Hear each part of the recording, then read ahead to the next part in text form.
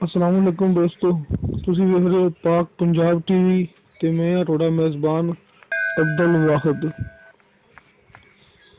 ਦੋਸਤੋ, ਸਭ ਤੋਂ ਪਹਿਲੇ ਆਪਣੇ ਚੈਨਲ ਨੂੰ ਕਰੋ ਸਬਸਕ੍ਰਾਈਬ ਤੇ ਨਾਲ ਹੀ ਬੈਲ ਆਈਕਨ ਨੂੰ ਕਰੋ ਓਕੇ, ਤਾਂ ਕਿ ਸਾਡੀ ਅਗਲੀ ਵੀਡੀਓ ਦਾ ਨੋਟੀਫਿਕੇਸ਼ਨ ਤੁਹਾਡੇ ਤੱਕ ਪਹੁੰਚੇ। ਤੁਸੀਂ ਉਹ ਵੀਡੀਓ ਵੇਖੋ ਸਭ ਤੋਂ ਪਹਿਲੇ।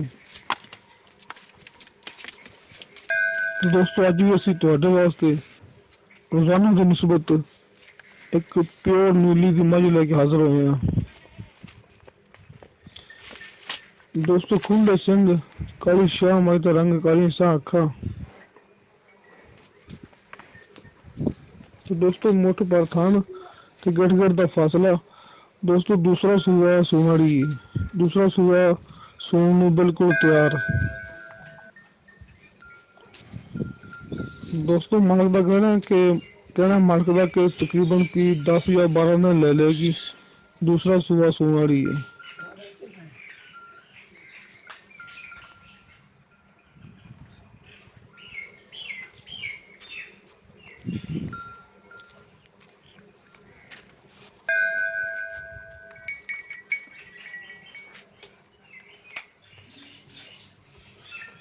ਕਿਸੇ ਮੇਰੇ ਦੋਸਤ ਨੇ ਖਰੀਦਣੀ ਹੋਵੇ ਤੇ ਮਾਲਕ ਨੇ ਇਹਦਾ 2,70,000 ਮੁੱਲ ਕੀਤਾ ਹੈ।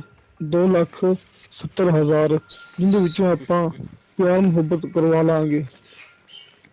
ਤੇ ਦੋਸਤੋ, ਮੇਰਾ ਨੰਬਰ ਲੱਗਿਆ ਹੁੰਦਾ ਹੈ ਡਿਸਕ੍ਰਿਪਸ਼ਨ ਦੇ ਵਿੱਚ 0304 3099 539। ਦੋਸਤੋ, ਇਸ ਨੰਬਰ ਤੇ ਆਪਣਾ WhatsApp ਈਮੋ ਬਣਿਆ ਹੁੰਦਾ ਹੈ। ਦੋਸਤੋ, ਤੁਹਾਨੂੰ ਸਾਡੀ ਵੀਡੀਓ ਪਸੰਦ ਆਵੇ, ਸਾਡੀ ਵੀਡੀਓ ਨੂੰ ਲਾਈਕ ਤੇ ਸ਼ੇਅਰ ਜ਼ਰੂਰ ਕਰੋ ਤੇ ਆਪਣੇ ਬਿਹਤਰੀਨ ਜਿਹੇ ਕਮੈਂਟਸ ਲੈ ਕੇ ਭੇਜੋ। ਮਿਲਦੇ ਹਾਂ ਅਗਲੀ ਵੀਡੀਓ ਤੇ। ਖੁਦਾ ਹਾਫਿਜ਼।